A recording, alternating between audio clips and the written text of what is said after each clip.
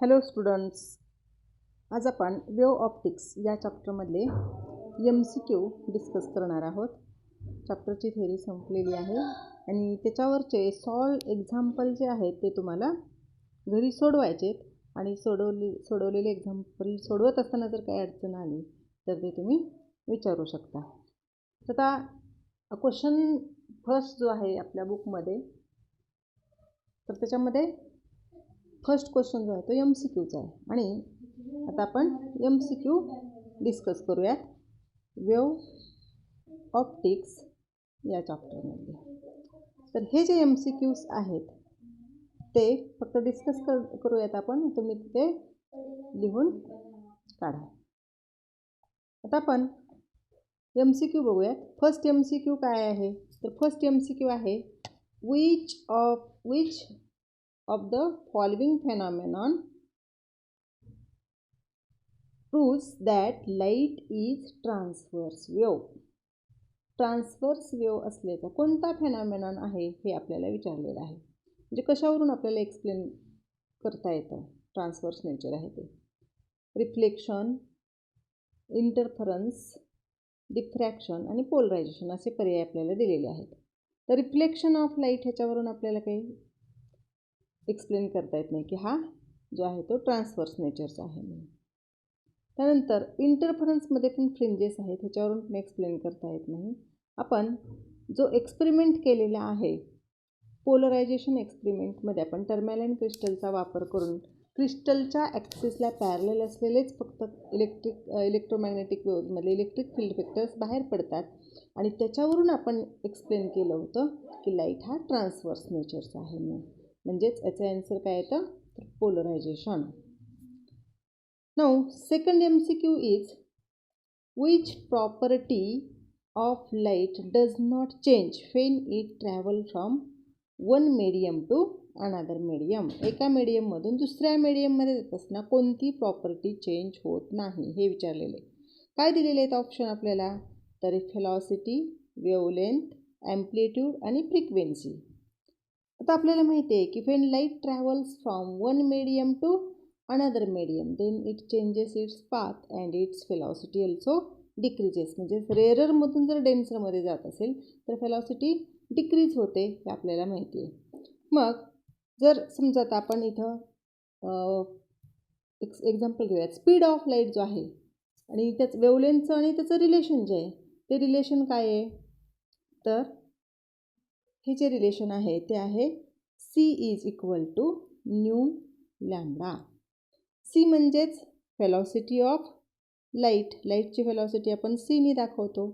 New म्हणजेच frequency आणि lambda म्हणजेच वेवलेंथ. मग जर समजा या ठिकाणी C is equal to nu lambda, velocity decrease होते, त्याबरोबर वेवलेंथसुद्धा डिक्रीज होते आणि न्यू मात्र कॉन्स्टंट राहतं. म्हणजेच frequency remains constant. C is directly proportional to lambda. म्हणजे स्पीड आणि वेवलेंथ हे काय होतात, डेन्सर मीडियममध्ये कमी होतात आणि फ्रिक्वेन्सी मात्र कशी राहते, कॉन्स्टंट राहते. हे आपण पाहिलेलं आहे. नाउ थर्ड म्हणजे याच्यामध्ये ऑप्शन आपल्याला कुठला मिळेल इथं, तर हा ऑप्शन मिळेल फ्रिक्वेन्सी. थर्ड MCQ काय बघा, when unpolarized light is passed through a polarizer its intensity. Unpolarised light जर आपण पोलरायझरमधून पास केला तर त्याची इंटेन्सिटी काय होईल. बघा आता इंटेन्सिटी जी आहे पोलरायझरमधून ज्यावेळेस आपण पास करतो त्यावेळेस फक्त पोलरायझरच्या ॲक्सिसला पॅरलल असलेलेच फील्ड वेक्टर्स काय होतात त्याच्यामधून पास होतात आणि बाकीचे काय होतात म्हणजेच तिथंच कन्फाईन केले जातात आणि त्यामुळं इंटेन्सिटी काय होईल, डिक्रीज होत जाईल किंवा म्हणजे ॲक्सिसला पॅरलल असलेलेच तेवढे त्याच्यामधून बाहेर पडल्यामुळं काय होत जाणार आहे, इंटेन्सिटी डिक्रीज होत जाणार आहे. त्यामुळं काय म्हणता येईल आपल्याला इथं, इंटेन्सिटी डिक्रीजेस. म्हणजेच when unpolarised light passes through polariser its intensity. तर हे कशावर डिपेंड असतं, इन्क्रीज तर होणारच नाही, रिमेन्स कॉन्स्टंट पण म्हणजे ॲक्सिसला पॅरलल असलेलाच फक्त लाईट पडतो त्यामुळं म्हणजेच तेवढीच पण येणार नाही. तर डिपेंड्स आपण ओरिएंटेशन ऑफ द पोलरायझेशन म्हणजे ह्याच्यामध्ये इन्क्रीज होत नाही ओरिएंटेशन जरी असलं तरी, त्यामुळे फक्त काय होईल ऑप्शन आपल्याला इथं डिक्रीज मिळेल आणि हे तिन्ही ऑप्शन्स होते. म्हणजेच unpolarised light when passes through polariser its intensity decreases. Next MCQ काय आहे बघा. नेक्स्ट MCQ आहे in Young's double slit experiment the two coherent sources have different intensities. Intensities कशा आहेत डिफरंट. डबल स्लिट एक्सपेरिमेंट आहे, sources आहेत coherent sources, आणि if the ratio of maximum intensity to minimum intensity in the interference pattern produced is 25:1 दिलेले आपल्याला. What was the ratio of इंटेन्सिटीज of the two sources. तर आपल्याला जे विचारलेलं आहे ते काय विचारलेलं आहे, इंटेन्सिटीचा रेशो, ओरिजिनल इंटेन्सिटी. मग आपल्याला जे सोर्सेस दिलेले आहेत ह्या डबल स्लिटमध्ये त्याच्यामधली एकाची इंटेन्सिटी आपण I1 म्हणूयात आणि दुसऱ्याची I2 म्हणूयात. तर आपल्याला रेशो काढायचा आहे I1/I2 आणि गिव्हन काय दिलेलं आहे आपल्याला, तर मॅक्झिमम इंटेन्सिटी आणि मिनिमम इंटेन्सिटी यांचा रेशो दिलेला आहे. मॅक्झिमम इंटेन्सिटी आणि मिनिमम इंटेन्सिटी यांचा रेशो दिलेला आहे जो आहे 25:1. नाऊ वी नो दॅट, काय माहिती आहे आपल्याला, तर intensity is directly proportional to square of amplitude. Intensity ही ॲम्प्लिट्यूडच्या स्क्वेअरला डायरेक्टली प्रोपोर्शनल असते.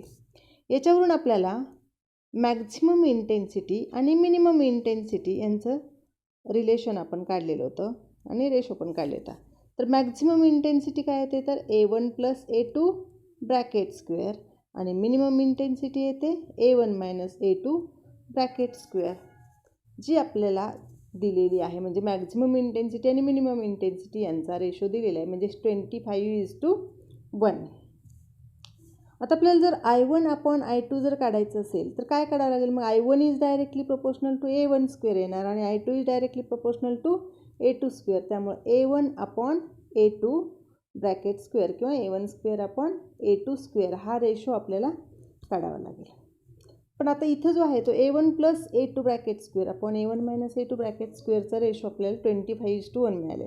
याच्यावरून आपल्याला काय घेतलं, दोन्ही बाजूचं आपण स्क्वेअर रूट घेतलं तर A1 + A2 upon A1 - A2 बरोबर काय येईल 5/1. काढायचं आहे काय आपल्याला, तर पहिल्यांदा A1/A2 काढावं लागेल. A1/A2चं स्क्वेअर काढायचं आहे, म्हणजे पहिल्यांदा काय काढावं लागेल आपल्याला A1/A2. I1/I2 काढायचं आहे म्हणून आपल्याला A1/A2 लागेल. मग आता याला A1/A2च्या स्वरूपात आणायचे, कसं आणता येईल. इथं जर आपण पाहिलं ह्याच्याकडं तर आपल्याला वरती A1 + A2 आणि खाली A1 - A2 दिसते. समजा आपण ह्याच्यावरती योगवियोग क्रिया केली. योगवियोग क्रिया म्हणजेच कंपॅरेंडो अँड डिव्हिडेंडो मेथड, म्हणजे अंशामध्ये छेद मिळवायचा आणि खाली छेदामध्ये अंशातून छेद वजा करायचा. ही क्रिया आपण दोन्ही साईडला करणार आहोत. करून घेऊयात आपण ही क्रिया दोन्ही साईडला. तर काय मिळेल बघा इथं आपल्याला, देअरफॉर A1 + A2 ह्याच्यातून छेद आपण मिळवणार, छेद मिळवणार ह्याच्यामध्ये, plus A1 - A2 divided by, आता अंशामधून छेद वजा करायचा, म्हणजेच A1 + A2 मायनस A1, आणि आता हे मायनस करतो आहे आपण तर मायनस मायनस काय होईल, प्लस होईल, प्लस A2. आता हीच क्रिया आपण उजव्या साईडला पण करणार, अंशामध्ये छेद मिळवायचा, म्हणजेच 5 + 1 अपॉन 5 - 1 अंशातून छेद वजा केला. काय होईल आता इथं बघा, तर आपण सिम्प्लिफिकेशन करत असताना हे प्लस A2 - A2 कॅन्सल होईल, इथलं प्लस A1 - A1 कॅन्सल होईल. आता वरती राहिलेले आहे A1 + A1 म्हणजेच 2A1 अपॉन खाली काय राहिलेलं आहे 2A2 बरोबर किती, इथं 5 + 1 म्हणजे 6 आणि 5 - 1 म्हणजेच 4. हे 2 कॅन्सल होईल आणि देअरफॉर रिलेशन काय मिळालं आपल्याला, A1/A2 इज इक्वल टू, तर 6/4 आहे, ह्याला 2नी भाग जाईल, म्हणजेच 2 × 6 आणि 2 × 4 म्हणजेच 3/2. हा रेशो आपल्याला A1/A2चा मिळालेला आहे. पण I1/I2 काढायचं आहे आणि I1/I2 म्हणजेच काय असेल, तर इथं आपल्याला काय सांगता येईल I1/I2 बरोबर A1² A2² आणि A1/A2 आपल्याला किती मिळालं होतं 3/2 म्हणजे 3चा स्क्वेअर म्हणजेच इथं काय म्हणता येईल आपल्याला 3²/2² म्हणजेच 9/4 म्हणजेच इंडिव्हिज्युअल इंटेन्सिटीचा जो रेशो आहे I1/I2 = काय मिळेल आपल्याला 9/4 हा मिळालेला आहे. तर बघा आता इथं कोणता ऑप्शन आहे याच्यामध्ये 9/4 आहे का बघा. तर 9/4 हा इथं डी ऑप्शन आहे. तर त्यामुळे इथं आपल्याला काय घेता येईल डी ऑप्शन घेतल्यानंतर 9:4 आहे. तर त्याचं आन्सर येईल 9:4. Next MCQ. In Young's double slit experiment, a thin uniform sheet of glass is kept in front of two slits. दोन्ही स्लिट्सच्या समोर आपण शीट ऑफ ग्लास ठेवलेला आहे. एका स्लिटच्या नाही तर दोन्ही स्लिटच्या समोर ठेवलेलं in front of slit parallel to the screen having the slits the resulting interference pattern will satisfy. तर आता याच्यामध्ये आपल्याला रिझल्टिंग पॅटर्न आपल्याला कसा मिळेल हे विचारलेलं आहे. बघूयात आपण कसा मिळेल त्याचे ऑप्शन काय दिलेले आहेत अगोदर बघूयात. याच्यामध्ये काय काय दिले आहेत ऑप्शन. ग्लास प्लेट धरल्यामध्ये interference pattern will remains unchanged म्हणजे इंटरफरन्स पॅटर्नमध्ये काहीच फरक पडणार नाही असं दिलेलं आहे. Fringe width will decreases. C option दिलेलं आहे फ्रिंज विड्थ विल इन्क्रीजेस आणि डी ऑप्शन दिलेलं आहे फ्रिंजेस विल शिफ्ट.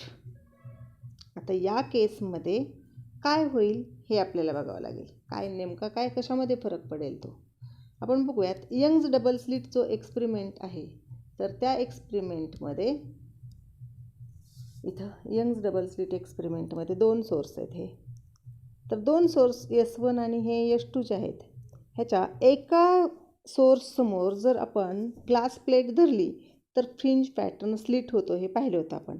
पण आता जी ग्लास प्लेट आहे ती दोन्ही पण स्लिट समोर पकडलेली आहे. त्यामुळे स्क्रीनमध्ये इथं जे आहे ते इथून ज्या वेव्ज पास होणार आहेत ते डिस्टन्स कव्हर करत असताना ह्या काही एअरमधून काही ग्लास प्लेटमधूनच जाणार आहेत आणि त्यामुळं इथं दोघांचा सेमच पाथ काय होईल ह्याच्यामधला जो आहे तो ट्रॅव्हल होताना टाईम सेमच लागेल. त्यामुळं याचा सेंट्रल बँडसुद्धा आहे तिथंच राहील म्हणजेच इथं सेंट्रल बँड असेल त्याच्यामध्ये काही चेंज होणार नाही म्हणजेच पॅटर्न शिफ्ट होणार नाही. मग आता काय होईल इथं तर काय म्हणलेलं आहे बघा इथं इंटेन्सिटी रिमेन्स अनचेंज्ड म्हणलेलं आहे किंवा विड्थ जी आहे ती विड्थ कमी होईल का जास्त होईल. We know that band width म्हणजे सक्सेसिव्ह ब्राईट बँडमधलं डिस्टन्स किंवा डार्क बँडमधलं डिस्टन्स x = λD/d. डी म्हणजेच distance between source and screen. Capital D म्हणजेच distance between source and screen. ही 2 स्लिटमधलं डिस्टन्स जे आहे सोर्सेसमधलं ते स्मॉल डी आहे आणि सोर्स आणि स्क्रीन यांच्यामधलं डिस्टन्स म्हणजे कॅपिटल डी आणि वेवलेंथ म्हणजेच लॅम्बडा. तर काय होतं ज्यावेळेस ग्लास प्लेटमधून ही ट्रॅव्हल होते वेव त्यावेळेस त्याचा स्पीड कमी होतो. We know that C = nu lambda. परत फ्रिक्वेन्सी कॉन्स्टंट राहते पण स्पीड कमी होतो आणि स्पीड कमी झाला तर वेवलेंथसुद्धा कमी होईल म्हणजे C is directly proportional to lambda आहे. आणि इथं ग्लास प्लेट जी आहे ती डेन्सर मीडियम आहे. डेन्सर मीडियममधून वेवलेंथ काय होणार कमी होणार म्हणजेच हे लॅम्बडा जे आहे दिस लॅम्बडा डिक्रीजेस. लॅम्बडा काय होईल हा डिक्रीज होईल आणि लॅम्बडा डिक्रीज झाल्यामुळं काय होईल इथं तर x = आपण जे घेतलेलं आहे λD/d ह्याच्यामधलं हे डी बदलणार नाही. हे डी कॉन्स्टंट असेल हे डी सुद्धा कॉन्स्टंट असेल पण लॅम्बडा मात्र काय होतं हे डिक्रीज होतं आहे आणि लॅम्बडा डिक्रीज झालं तर x सुद्धा काय होईल डिक्रीज होईल म्हणजेच x पण डिक्रीजेस होईल. म्हणजेच काय म्हणता येईल आपल्याला इथं याचा option the fringe width will decreases. ह्याचं म्हणजे आपल्याला रिलेशन किंवा ऑप्शन काय मिळेल the fringe width will decreases. Now next MCQ. MCQ एवढे झालेले आहेत. तिथं 5च MCQ दिलेले आहेत. तर ते 5 MCQ आपण सोडवलेले आहेत. सॉल्व एक्झाम्पल तुम्ही वहीमध्ये सोडवा आणि जर काही अडचण असेल तर विचारा. याच्यानंतर आपण न्यूमरिकल्स जे आहेत, अनसॉल्व्ड एक्झाम्पल जे आहेत ते आपण सोडवून घेणार. सॉल्व एक्झाम्पल तुम्हाला सोडवायचे आहेत आणि सोडवत असताना तिथे सोडवून दिलेले आहेत. पण जर नाही समजले कोणाला तर तुम्ही ते विचारू शकता. म्हणजेच पर्सनल व्हॉट्सअपला मेसेज करा किंवा तुम्ही मला फोन कॉल करून विचारू शकता. पण ते सगळे प्रॉब्लेम तुम्हाला सोडवणं गरजेचं आहे. सोडवून वहीत ठेवा ते. नंतर आपण कॉलेज सुरू झाल्यानंतर ते चेक करणार आहोत. आणि आता अनसॉल्व्ड एक्झाम्पल आपण नेक्स्ट व्हिडिओमध्ये घेऊयात. थँक्यू.